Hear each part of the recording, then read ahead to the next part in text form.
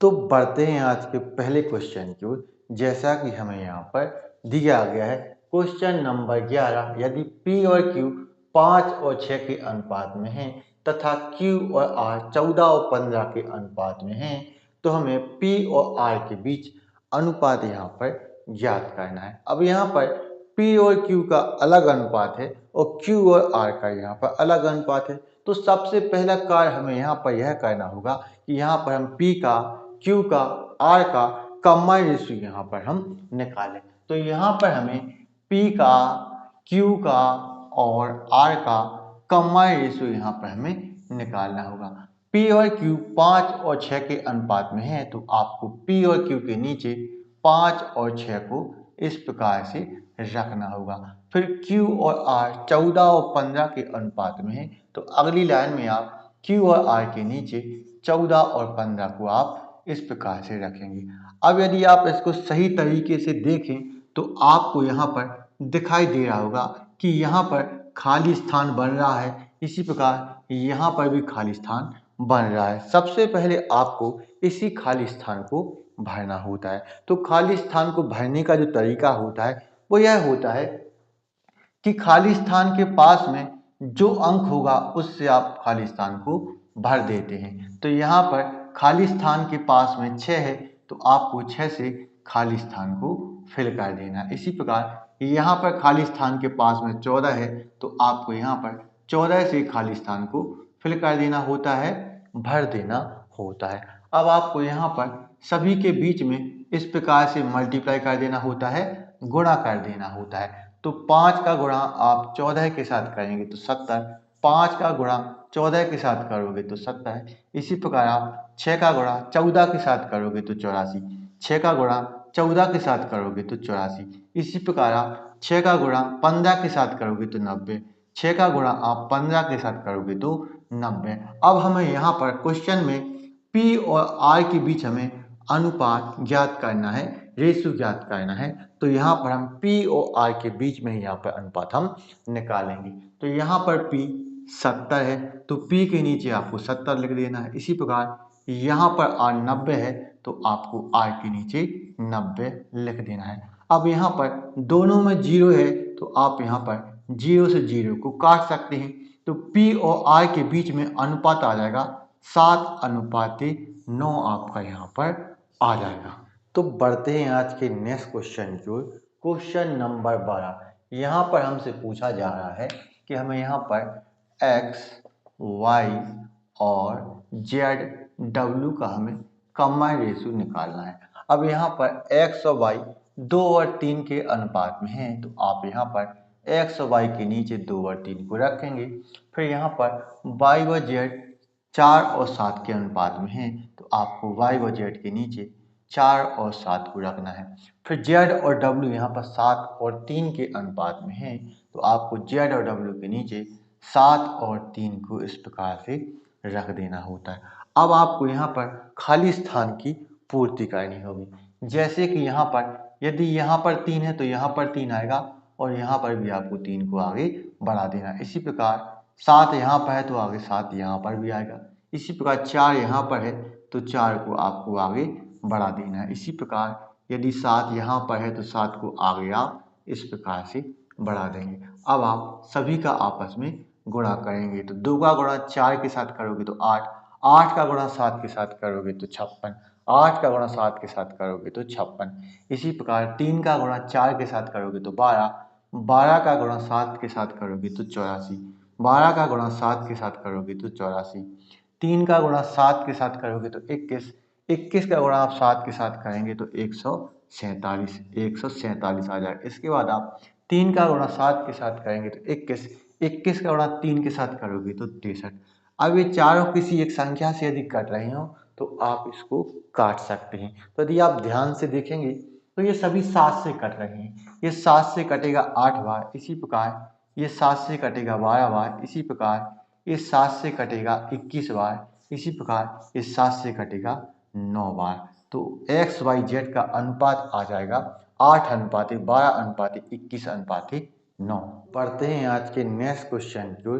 जैसा कि हमें यहाँ पर दिया गया है क्वेश्चन नंबर 13, 6300 रुपये की राशि को एक्स वाई जेड में इस प्रकार विभाजित किया जाता है कि एक्स और वाई 7 और 5 के अनुपात में हैं तथा वाई व जेड 4 और 3 के अनुपात में हों, तो हमें वाई का हिस्सा ज्ञात करना है कि वाई के हिस्से में कितनी धनराशि आएगी।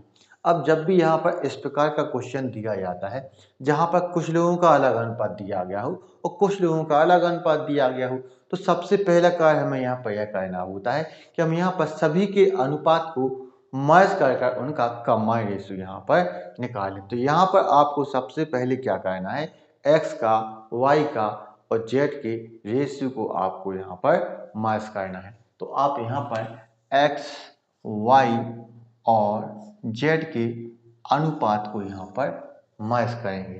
तो यहाँ पर x और y 7 और 5 के अनुपात में है, तो x और y के नीचे आप 7 और 5 को रखेंगे। y और z यहाँ पर 4 और 3 के अनुपात में है, तो आपको y और z के नीचे 4 और 3 को रखना है। अब यहाँ पर खाली जगह है तो यहाँ पर 5 आ जाएगा। इसी प्रकार यहाँ पर खाली जगह है तो यहाँ पर भी आपका 4 आ जाएगा।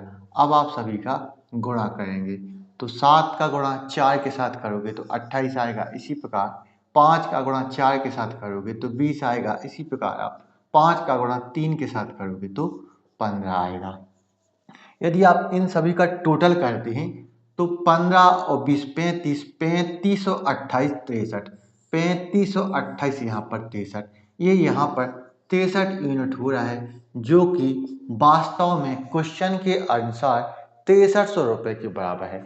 जो वास्तव में 6300 रुपये के बराबर हमें क्वेश्चन में दिया गया है। अब यहाँ पर 63 यूनिट 6300 के बराबर है, तो यहाँ से हम 1 यूनिट का मान निकालेंगे। तो आप 63 से काटेंगे 6300 को तो ये कटेगा 100 बार, यानी कि यहाँ पर 1 यूनिट का मान 100 निकल के आ जाता है कि 1 यूनिट का मान यहाँ पर 100 है। तो हमें यहाँ पर क्वेश्चन में y का हिस्सा ज्ञात करना है। हमें यहाँ पर y का हिस्सा ज्ञात करना है। y का हिस्सा ज्ञात करना है, यानी कि हमें यहाँ पर 20 यूनिट का मान निकालना है। हमें यहाँ पर 20 यूनिट का मान निकालना है। यदि 1 यूनिट यहाँ पर 100 के बराबर है तो 20 यूनिट, तो आप 20 से 100 का गुणा करेंगे तो y का हिस्सा आ जाएगा यहाँ पर 2000, जो कि बिल्कुल राइट आंसर है। तो बढ़ते हैं आज के अगले क्वेश्चन को, जैसा कि हमें यहाँ पर दिया गया है। क्वेश्चन नंबर 4, चार संख्याएं ए बी सी डी का योग यहाँ पर 875 है। ए और बी 2 और 1 के अनुपात में है तथा बी और सी 3 और 1 के अनुपात में है और सी और डी 2 और 3 के अनुपात में है। तो हमें यहाँ पर सी का मान ज्ञात करना है। सबसे पहले हमें यहाँ पर क्या करना है कि हमें ए का, बी का, सी का और डी का कंबाइंड रेशियो निकालना है। ए और बी 1 और 2 के अनुपात में है, बी और सी 3 और 1 के अनुपात में है, सी और डी 2 और 3 के अनुपात में हमें क्वेश्चन में दिए गए हैं। अब यहाँ पर आप खाली स्थान की पूर्ति करेंगे। यहाँ पर 2 है तो यहाँ पर 2 आएगा और यहाँ पर भी 2 आएगा। इसी प्रकार यदि यहाँ पर 1 है तो यहाँ पर 1 आएगा, यदि यहाँ पर 3 है तो यहाँ पर 3 आ जाएगा। इसी प्रकार यदि यहाँ पर 2 है तो यहाँ पर 2 आएगा और यहाँ पर भी आपको 2 को लिखना होगा। अब आप सभी का आपस में मल्टीप्लाई करेंगे, गुणा करेंगे। तो 1 का गुणा 3 के साथ करोगे तो 3, 3 का गुणा 2 के साथ करोगे तो 6। इसी प्रकार आप 2 का गुणा 3 के साथ करोगे तो 6, 6 का गुणा 2 के साथ करोगे तो 12। इसी प्रकार आप 2 का गुणा 1 के साथ करोगे तो 2, 2 का गुणा 2 के साथ करोगे तो 4, 2 का गुणा 1 के साथ करोगे तो 2, 2 का गुणा 3 के साथ करोगे तो 6। अब आप सभी को जोड़ें तो 6 4 10, 10 और 12 22, 22 और 6 28। इन सभी का टोटल योग 28 यूनिट हो रहा है, जो कि क्वेश्चन के अनुसार 875 के बराबर है। यानी कि यहाँ पर 28 यूनिट है, वास्तव में 875 के बराबर यहाँ पर है। अब यहाँ से हम हमेशा 1 यूनिट का मान निकालेंगे। 1 यूनिट का मान निकालने के लिए आप 875 में 28 का आप यहाँ पर डिवाइड करेंगे, भाग करेंगे। अब आपको यहाँ पर क्या ज्ञात करना है, तो आपको यहाँ पर ज्ञात करना है सी का मान। सी का मान ज्ञात करना है, यानी कि आपको यहाँ पर 4 यूनिट का मान ज्ञात करना है। तो 4 से आप यहाँ पर मल्टीप्लाई करेंगे, गुणा करेंगे। जिसका मान आपको निकालना होता है उससे आप यहाँ पर गुणा करते हैं। अब आप इसको सॉल्व करेंगे।